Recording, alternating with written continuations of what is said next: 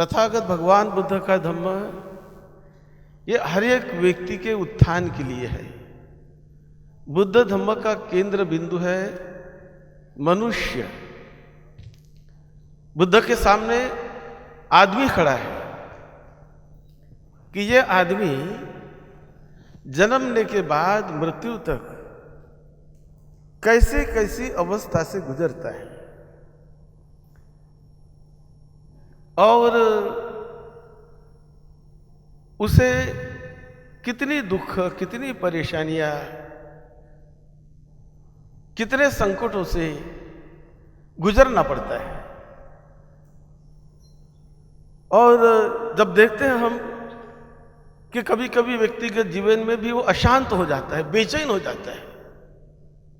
इतने अनमोल जीवन को वो कभी आत्महत्या करके खत्म कर लेता है, दूसरा नहीं कोई कराता, स्वयं अपनी हत्या कर लेता है। कभी दूसरों को मारता है, दूसरों को काटता है, तो कभी किसी से लड़ाई झगड़ा कर लेता है। तो ये सारी जो परेशानियां कौन निर्माण करता है, क्यों निर्माण होती है जीवन में? वैसे जीवन तो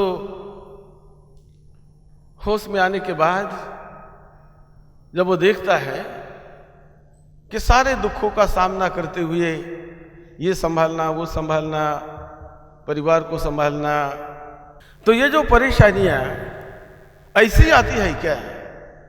क्यों आती है? कोई वजह है क्या इसका? बहुत लोगों ने इस पर विचार किया, सदियों से विचार चला। जब आदमी दुख में पड़ता है ना, जब बीमार हो जाता है, तो पता चलता है कि अरे जीवन कितना कष्टमय, कितना दुखी है, कितने बीमारियों को लेकर मैं चल रहा हूं, क्यों नहीं मुझे मृत्यु आ जाती है? जब अच्छा है तो पता नहीं चलता उसको, लेकिन बीमार पड़ जाए तो उसको बड़ा दुख होने लगता है। जब बूढ़ा हो जाए वो, तो बुढ़ापा भी ये कोई सुखदायक नहीं होता है, बहुत दुखी होता है कभी कभी बुढ़ापे में। लड़के बच्चे कभी ठीक से ध्यान नहीं देते, कभी बहू ध्यान नहीं देती, कभी उसके मन की बात ठीक से परिवार में नहीं मानी जाती, और उनका मन इतना दुखी, इतना कष्टी होता है। और बाद में जब मृत्यु भी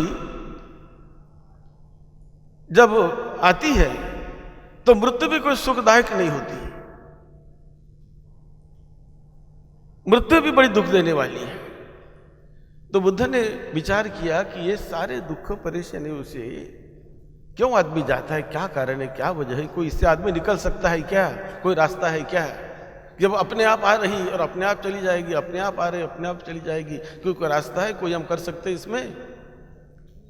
तो सर्वप्रथम वैज्ञानिक ढंग से सोचने का काम किया तथागत बुद्ध ने। विश्व के उन्हें पहले वैज्ञानिक माने जाते हैं, केवल सुनी सुनाई बात नहीं, अपने अनुभव पर, तर्क पर कसकर, उन्हें जानकर, उनका परीक्षण करके, निरीक्षण करके कि सही में इससे मुक्त हुआ जा सकता है क्या, और जिन्हें सही आनंद कहे, सुख कहे, शांति कहे, वो जीवन में पाई जा सकती है क्या, और वो रास्ता खोज निकाला। उन्होंने कारण बताए। उसके पहले जो माने जाते थे ये तो बस आने वाले हैं, अपने आप आएंगे, अपने आप चले जाएंगे, ये तो कोई बाहरी शक्ति के कारण आते हैं, कोई किसी ने ऐसा बनाया ही ऐसा है, इस प्रकार की ऐसी वैसी बात कभी आती थी। लेकिन बुद्ध ने सोचा कि क्यों कोई ऐसा, किसी को क्यों ऐसा बनाए? बनाने वाला इतना करुणाशील, इतना शक्तिशाली, सर्वत्र जिनका अधिकार होता है, तो वो इतने क्यों ऐसे दुख दर्द बनाकर क्या उनको मिलता है, क्या मिलने वाला है? तो एक तो लोगों की धारणा बन गई कि ऐसा ऐसा हो गया, ऐसा ऐसा हो गया। लेकिन भगवान बुद्ध ने उसको खोजने का प्रयास किया कि ऐसा क्यों होता है, कोई वजह है क्या? बिना वजह से तो नहीं होता है, और वजह तो क्या है? तो खोजने का प्रयास किया तो उन्हें पता चला कि बहुत सारे दुखों की वजह अपने ही भीतर होती है, अपने अंतर में ही होती है। क्रोध, द्वेष, ईर्ष्या, घृणा आदि कई प्रकार के विकारों को अपने भीतर रखकर जो आदमी सुख शांति पाना चाहिए, वो कभी ठीक से सुख शांति नहीं पाएगा। ये भी एक जीने का रास्ता है। लेकिन क्या ऐसा भी कोई रास्ता है कि जीवन में कि आदमी बिना ईर्ष्या से जी सके, बिना क्रोध से जी सके? बिना द्वेष से जी सके, बिना लड़ाई झगड़े से जी सके, अपने हाथ में बिना लाठी काठी लिए हुए जी सके, किसी को मारे काटे बिना भी जी सके, क्या ऐसा कोई जी सकता है क्या? तो विचार करने पर पता चला कि जी सकता है, ऐसा भी आदमी रह सकता है। अपने मन में करुणा को, मैत्री को, मुदिता को, विश्व के वास्तविकता को जानकर अपने मन में उस पॉजिटिव एनर्जी को भरकर यदि वो जीना चाहे तो जी सकता है।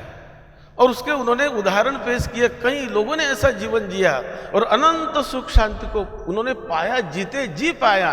ऐसा नहीं कि मृत्यु के बाद सुख मिलेगा, मृत्यु के बाद शांति मिलेगी, ऐसा नहीं। ये जीने के दो रास्ते हैं कि जीते जी दुख दर्द सहते हुए भी आदमी जीते हैं, लेकिन उनसे मुक्त होकर जीने का भी रास्ता तथागत बुद्ध ने बताया।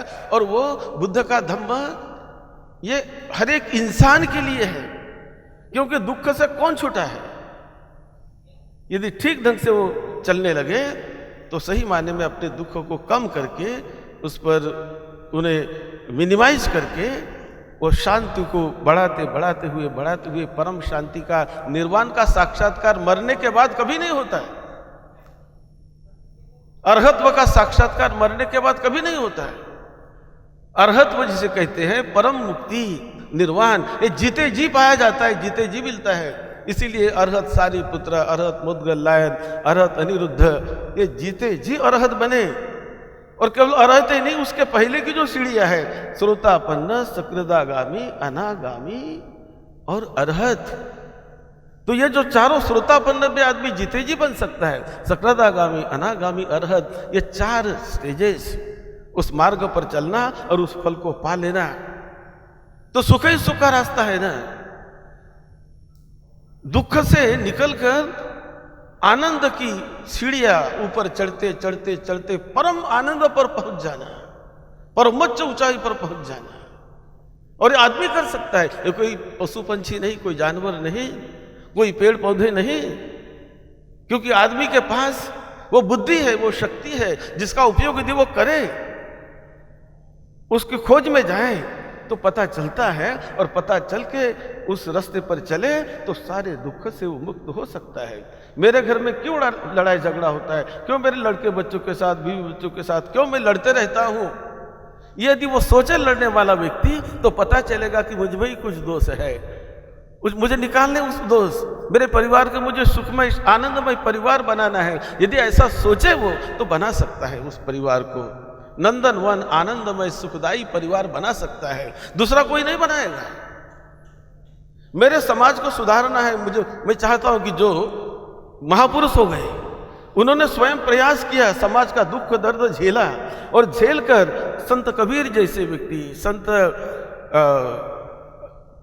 रोहिदास जैसे व्यक्ति, स्वामी विवेकानंद जैसे व्यक्ति, कई हमारे ऋषि मुनि, इन लोगों ने उस दर्द को, दुख को झेला और झेलकर उससे निकलने का प्रयास किया, तो यशस्वी हो गए।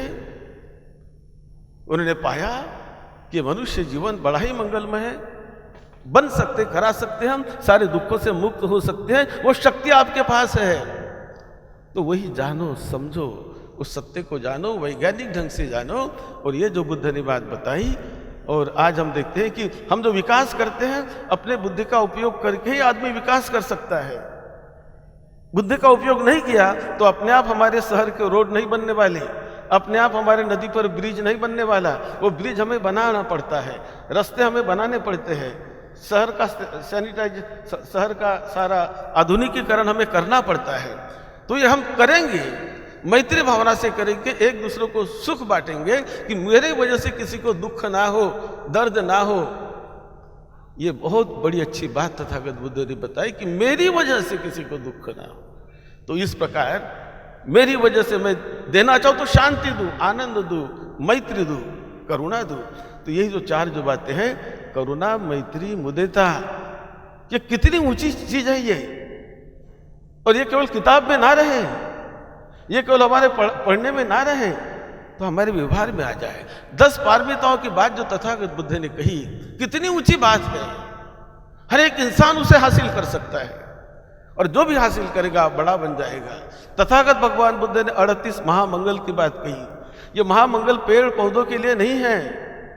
38 महामंगल हर एक मनुष्य यदि अपने जीवन में उसका पालन करे, हर एक परिवार यदि अपने जीवन में उसका पालन करे, तो जीवन धन्य धन्य हो जाएगा, जीवन मंगलमय बनेगा, उसकी गारंटी है।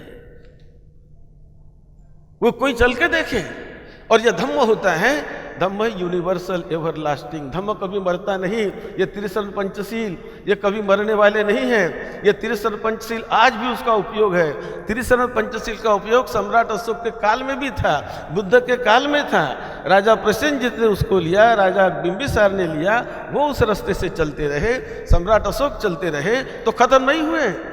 आदमी चला जाएगा, लेकिन त्रिसर्व पंचशील जो एवरलास्टिंग सिद्धांत है, ये सिद्धांत अपने आप में कल्याण करने वाले हैं। जैसे हम कहते हैं कि गुडविल, जो गुडविल से सद्भावना से काम करता है उसका रिजल्ट उसे तब भी मिलता है। 5 साल पहले भी मिला, 10 साल पहले मिला, 100 साल पहले भी उसको मिला, क्योंकि गुडविल यानी अच्छे ढंग से काम करो, वो एक शक्ति है, पावर है, पॉजिटिव एनर्जी है। तो पॉजिटिव एनर्जी, आदमी मर जाएगा लेकिन एनर्जी नहीं मरती।